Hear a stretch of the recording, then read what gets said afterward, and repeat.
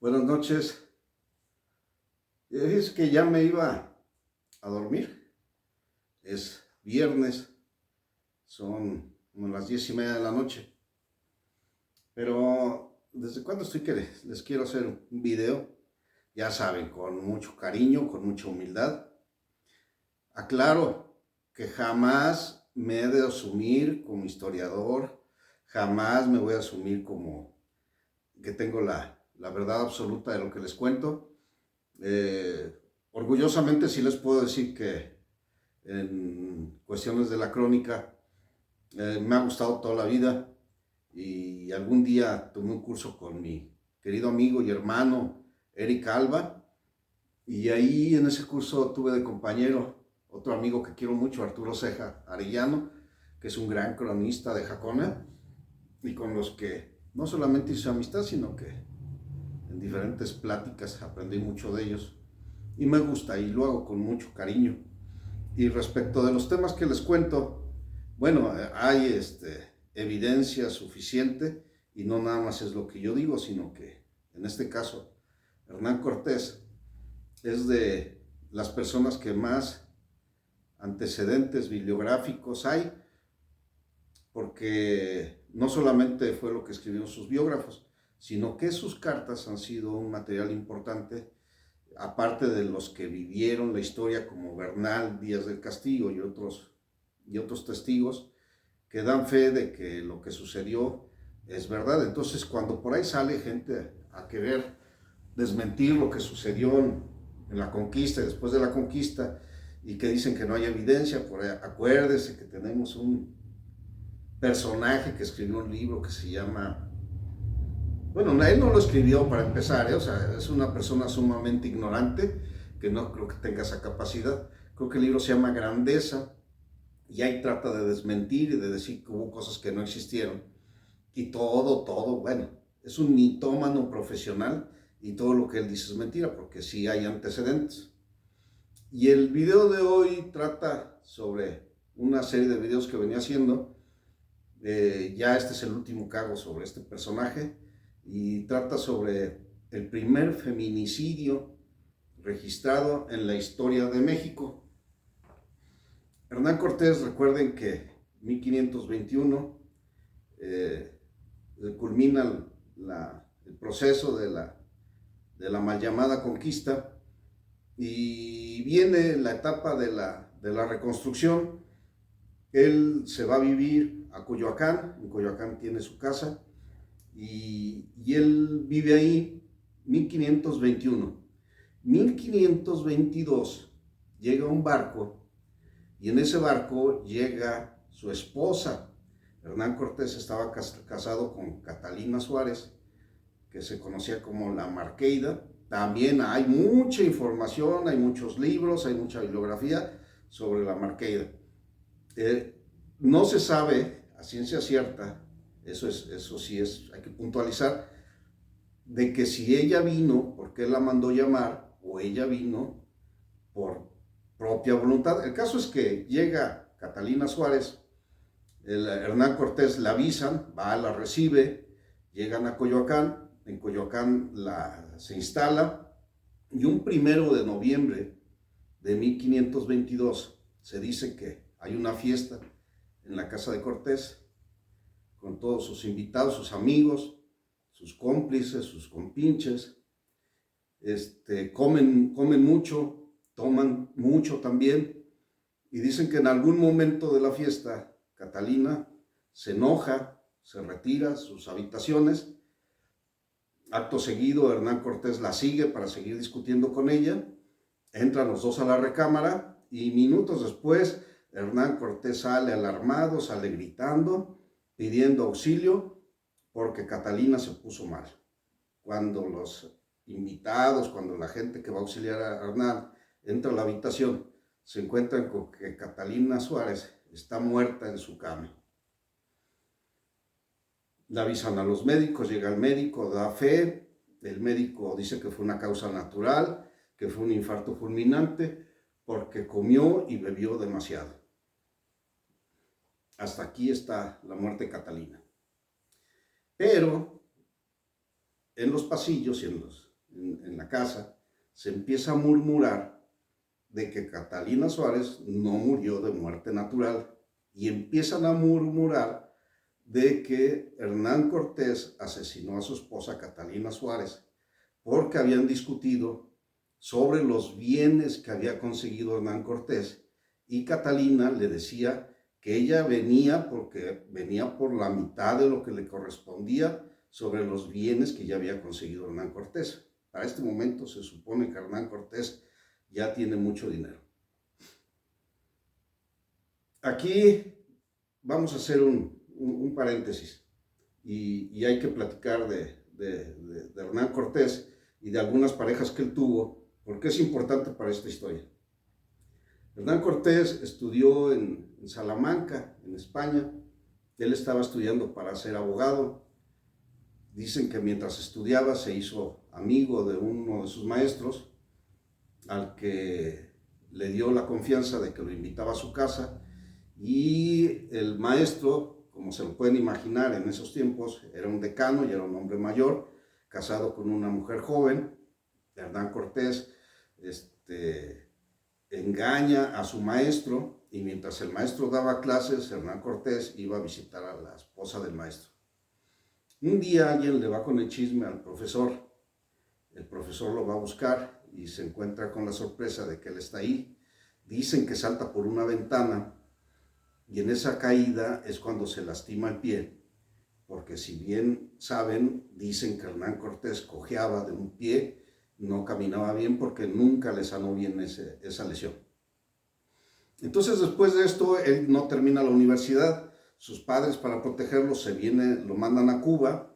En Cuba llega a Cuba y se hace amigo del que era el gobernador, Diego de Velázquez.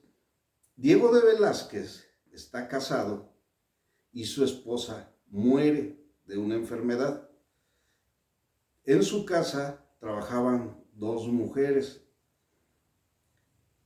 Una de ellas era Catalina Suárez y su hermana.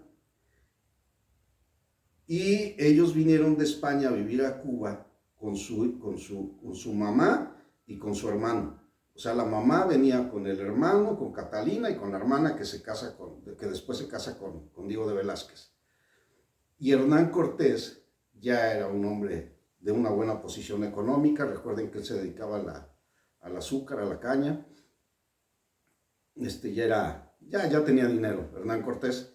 Y él seduce a Catalina, le promete que se va a casar con ella. Él de repente se da cuenta de que no quiere a Catalina, decide terminar con ella y la deja.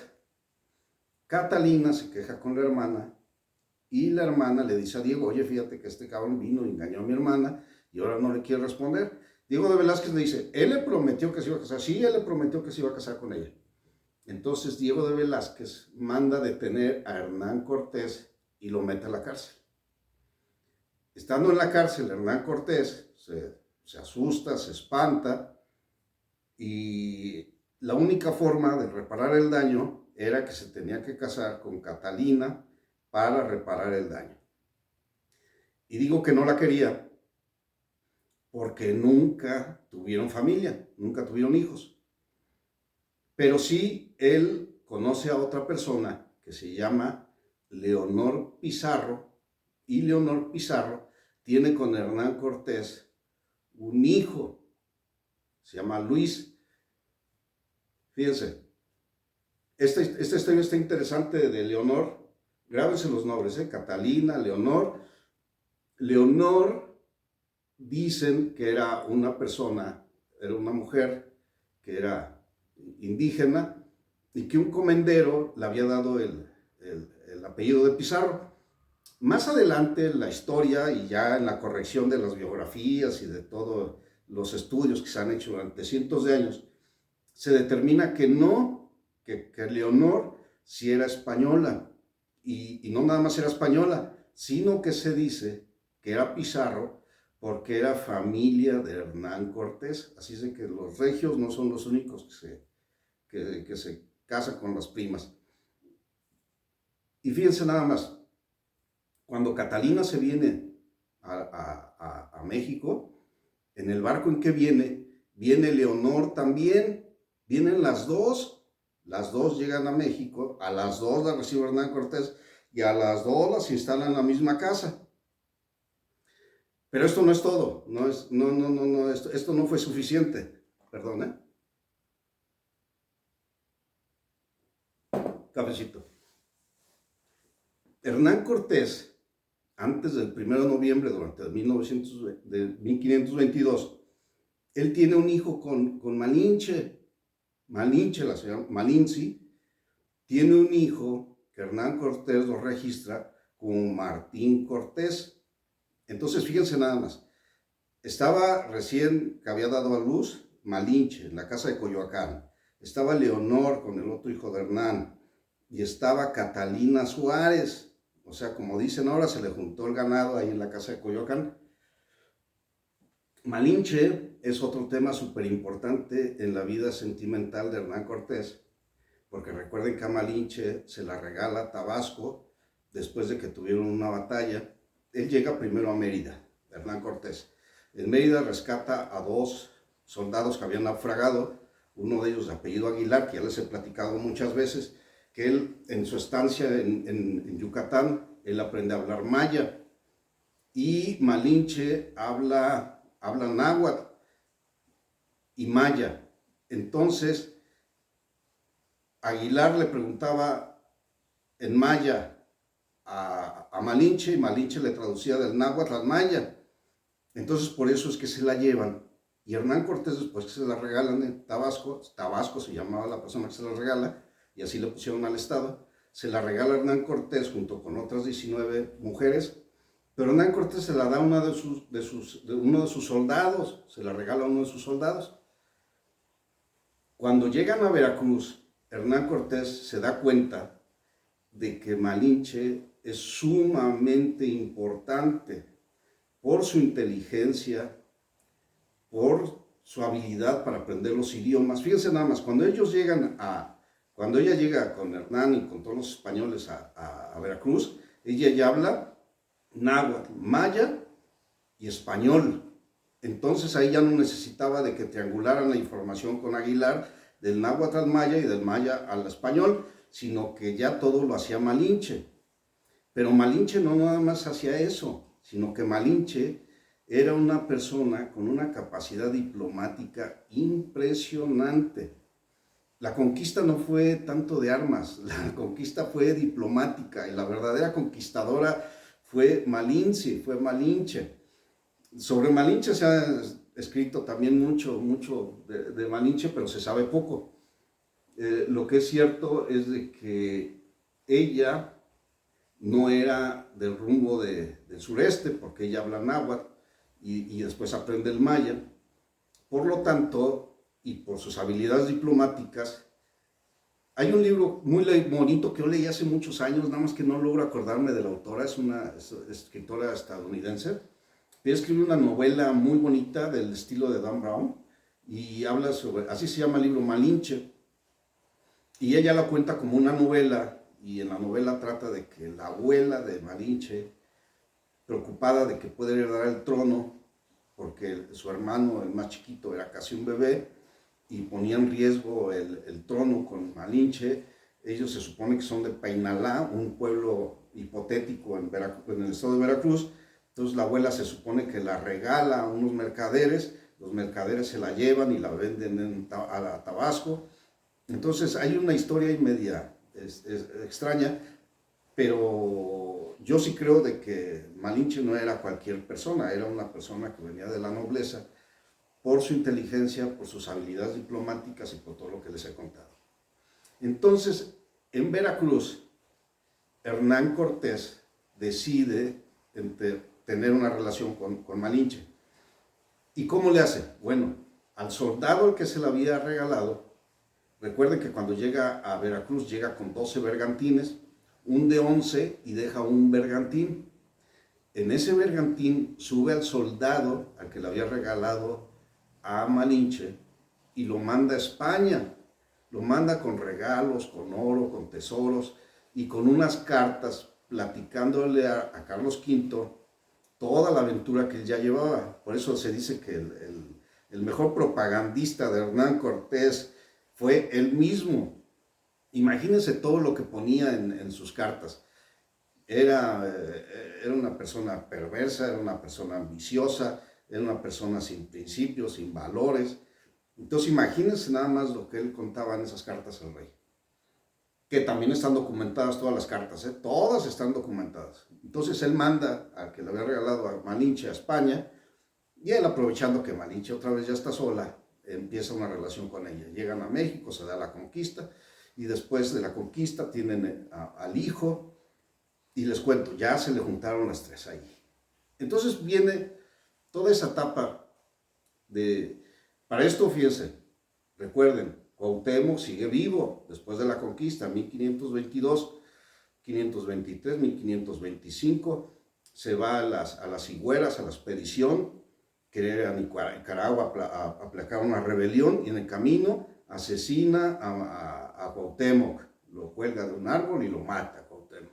Se regresan a México, y en ese lapso de 1525 a 1527, él deja a Malinche, termina con ella, y se la vuelve a regalar a otro de sus soldados, con la que Malinche se casa, y se dice que es inmensamente rica y es dueña de muchas cosas, se convierte en una encomendera, ¿sí? Entonces se deshace de Malinche. En ese lapso de esos 2 años, él tiene relación con una sobrina de Moctezuma, Acatlapohuizcli, algo así se llama, y tiene otro hijo con él, no recuerdo ahorita, no me acuerdo si es hijo o hija, pero se me está bloqueando por la idea de lo que les voy a contar enseguida.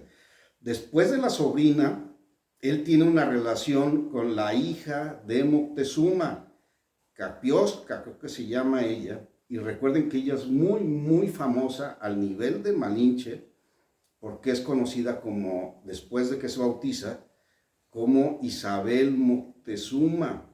Esta mujer es importantísima en la historia, porque ella tiene unas habilidades también impresionantes.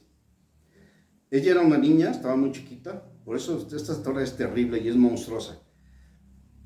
Porque Moctezuma, cuando se muere, cuando recibe a Hernán Cortés en 1521, él le regala a esta niña a Hernán Cortés para que se case con ella. Pero Hernán Cortés, me imagino que en un dejo de moralidad, él la rechaza y le dice que no, le dice, no, espérate, lo que pasa es que yo estoy casado, yo tengo mi esposa, y en nuestra religión no está permitido que tengamos más que una esposa. Entonces, te agradezco mucho el regalo, está muy bonito, está muy padre, pero la verdad no lo quiero. Y rechaza a la hija de Moctezuma. Moctezuma dicen que era su hija preferida y la quería tanto que fíjense nada más lo que hace. Se la quiere regalar al que considera otro emperador igual que él. Después de que la rechaza, viene el conflicto, se da la caída de Tenochtitlan y todo eso. Después de que muere Moctezuma, a Isabel la casan con su tío, con Cuitláhuac. Sí, así la casan.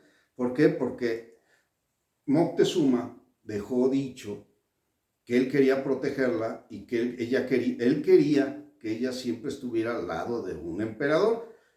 Entonces casan a Cuitláhuac con Isabel, pero Cuitláhuac, recuerde que dura muy poquito y muere porque se contagia de la viruela y él muere casi inmediatamente. Después de que él muere, llega ¿cómo se llama? Se me fue el nombre. Moctezuma, Cuitláhuac, Cuauhtémoc. Y a Cuauhtémoc también lo casan con Isabel Moctezuma. Pasa lo de la conquista, muere Cuauhtémoc, y después de que él anda con la prima, él tiene una relación con Isabel Moctezuma, Hernán Cortés. Dicen, y estoy cierto porque así fue, que fue una violación. Yo recuerdo en un programa de López Dóriga que una ocasión regañó a una diputada porque la diputada se expresó muy mal de Hernán Cortés y entre uno de los calificativos dijo violador, y López Dóriga, como es un españolete, se enojó y le dijo, ¿te consta que que fue un violador? ¿Te consta que él violó mujeres? Bueno, sí, la prueba es Isabel, porque con Isabel tiene una hija que se llama María, María Cortés, y es una violación, y están los registros, porque cuando nace la niña, Isabel no la quiere, la desprecia a la niña. Ella nunca estuvo con su hija, ella se la da a otra persona para que la cuide. Inmediatamente Cortés la obliga a casarse con otro de los comenderos, el esposo con el que la casa, son 3 esposos. La verdad, no me quiero enredar con los nombres porque sí está complicado, porque son un chingo de nombres en estas historias, y la verdad ya a mi edad ya me cuesta mucho trabajo. Fue tan afortunada, y digo que fue afortunada porque pues, le fue muy bien, entre comillas, en cuanto al poder y al dinero, porque el primer marido muere a los 6 meses, el segundo marido muere a los 6 años, al año, perdón, 6 meses al año, y el tercer marido es con el que Isabel hace una familia, y Cortés le regala todo lo que tenía que ver con el reino de Tacuba. Entonces ella se dice que llegó a tener más de 20,000 súbditos que tributaban para ella. Mucha gente en sus novelas y en todas las historias que inventan sobre Isabel dicen que fue una persona de lo más buena, porque ella liberó a todas las personas que fueron sus vasallos, que todos los que tributaban por ella. Cuando ella murió les dio la libertad, sí, pero hasta que murió. O sea, ella mientras estuvo viva, pues sí, tributaban y ella era dueña de vidas y tierras. Entonces, pues yo digo que no era tan buena, pero sí le gustaba el dinerito. Y ella sí hizo una vida con la realeza en España. Tan es así que hasta en la actualidad, todos los que se apellidan Moctezuma y que vienen de ese linaje, son gente blanca, de ojos azules y tienen muchísimo dinero. Investiguen en la actualidad quiénes son Moctezuma y es gente rica, rica.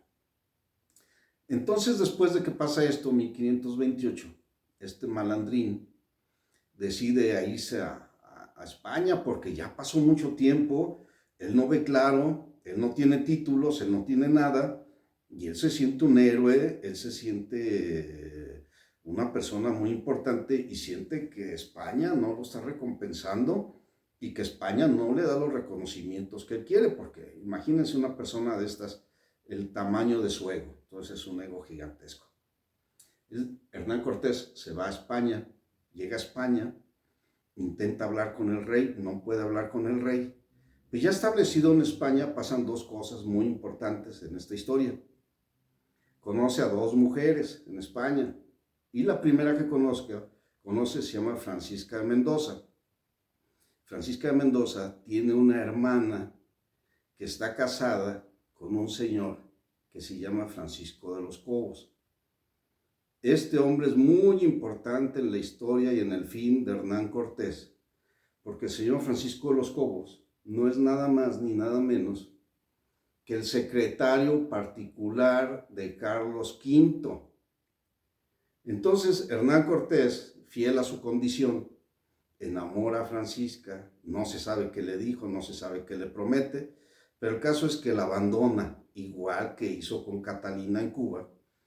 Nada más que aquí no contaba que Francisca se iba a quejar con su hermana y su hermana iba a hablar con Francisco de los Cobos y se iba a echar un enemigo que tuvo toda la vida Hernán Cortés y que le costó todos los títulos que él pudo obtener.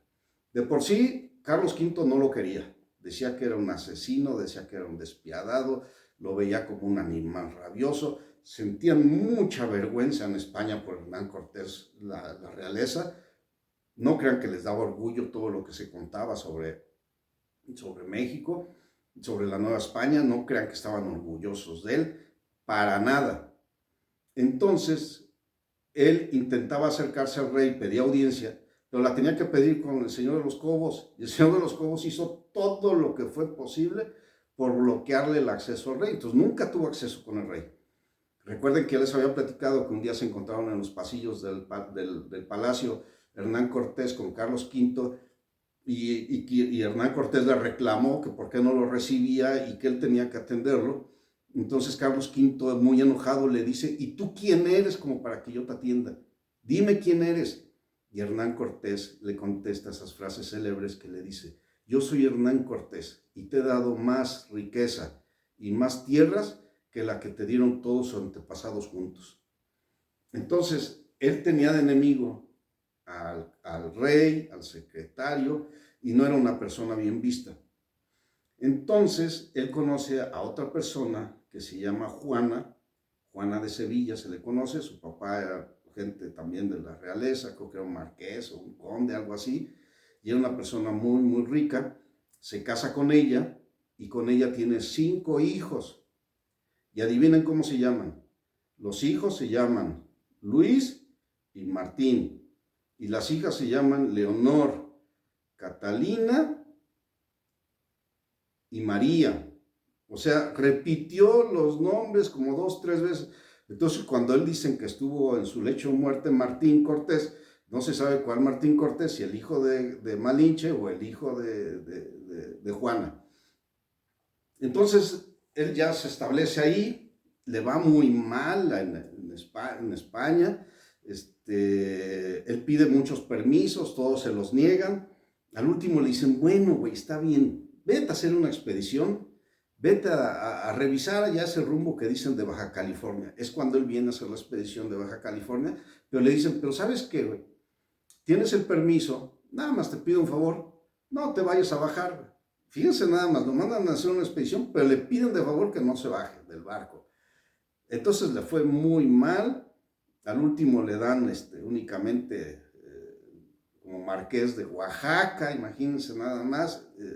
El grado fue de capitán y fue el marqués de Oaxaca. Sí fue muy rico, sí hizo mucho dinero, claro que sí, fue inmensamente rico Hernán Cortés. Pero viene lo interesante, después de que él se casa con Juana, vamos de regreso al feminicidio. La mamá, el hermano y la hermana de Catalina se vienen a México y hay una persona que es un hombre muy, muy malvado, que se apellida Nuño y que odia a Hernán Cortés. Y él los ayuda y casi los obliga para que pongan una denuncia por el asesinato de Catalina Suárez. Y aquí viene lo bueno.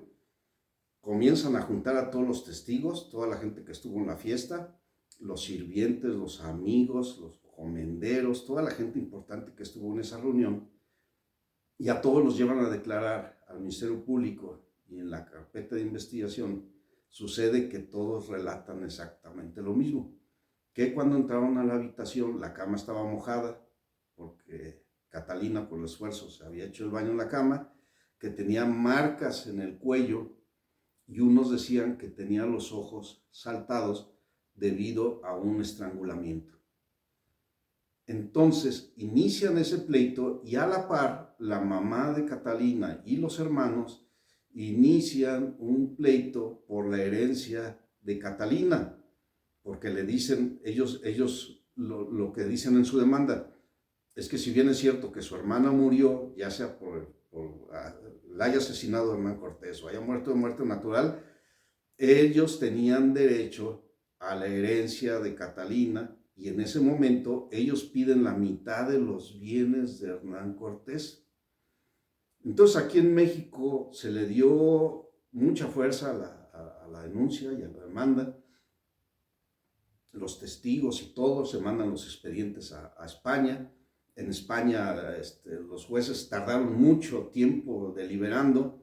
El asunto no prosperó y se les cayó porque lo que los jueces dijeron en ese tiempo era de que no era posible que todos los testimonios de las personas que dijeron haber visto la escena declararan exactamente lo mismo con las mismas palabras. Entonces, por eso no prosperó la denuncia por el feminicidio, pero mucho tiempo estuvo estigmatizado como el asesino de su esposa, aparte de las miles de gentes que asesinó en México Hernán Cortés. El primer feminicidio registrado en expedientes judiciales es el de Catalina Suárez, la Marqueida, por Hernán Cortés. Muerte natural o asesinato, nunca, eso sí, nunca lo vamos a saber, pero pues todos nos podemos imaginar que así debió haber sucedido. O sea, están en la fiesta, se pelean, los dos toman, los dos están exaltados. Hernán Cortés en ese momento está en otro lugar en donde la vida no vale nada. Su esposa se va, ella lo odia, él la odia, ella llegó de imprevisto. Imagínense nada más cómo estaba la esposa. Llegó con Leonor, con un hijo, tenía Malinche con otro hijo. Entonces había muchos motivos para que ellos tuvieran un conflicto de tamaños y de dimensiones apocalípticas. Entonces, pudo ser. Ahora viene lo bueno. ¿Qué fue lo que pasó? Fue hasta 1598, 1599, cuando salió la sentencia por la demanda de la familia de Catalina, y en ese tiempo los nietos de los hijos de Catalina recibieron de los nietos de Hernán Cortés la cantidad de 42,000 pesos. Esa fue la sentencia, porque sí se determinó que sí les correspondía parte de la herencia de Catalina, porque nunca se determinó cuando Catalina muere. Entonces, estos temas tan padres, están muy interesantes. La historia pues, tiene sus claroscuros. Aquí, pues yo digo que los tamices no son muy complicados, o es bueno o es malo. Yo digo que es malo. O sea, yo digo que todo lo que hizo fue malo, pero gracias a que todo esto sucedió, fíjense, estamos ahora nosotros, que esa es la otra versión de la historia, que tuvieron que suceder cosas muy malas para acabar con otras cosas que también estaban mal. Los aztecas, los mexicas, no fueron vencidos por los españoles, eso es una mentira. O sea, ellos los vencieron tlaxcaltecas, texcocos, ochimilcos, Culhuaca. Toda la gente se unió porque estaban hartos de lo que estaba pasando. Recuerden que en esos tiempos, y lo he criticado muchas veces porque dicen que Hernán Cortés que fue un genio militar. No es cierto. Lo que pasa es que los aztecas y los mexicas tenían una estrategia muy diferente para la guerra, porque ellos lo que buscaban era capturar enemigos para después sacrificarlos. Entonces, por eso ese día, cuando sucede la noche triste que le llaman, ellos andaban por Cuernavaca, en lo que le llamaban las guerras floridas, iban, atacaban poblados y capturaban a todos los prisioneros, se los traían de regreso a Tenochtitlan y mataban y asesinaban miles de gentes. Por eso cuando semoviente que dice que escribió el libro ese de Grandeza, que dice que los sacrificios humanos no existieron, es una gran mentira. Sí existieron y sí fue terrible. Entonces, yo creo que esto tenía que haber sucedido, tenía que haber acabado algo malo. Después vino un proceso muy, muy malo, que fue el de la estadía de los españoles, hasta nuestra independencia, y después de la independencia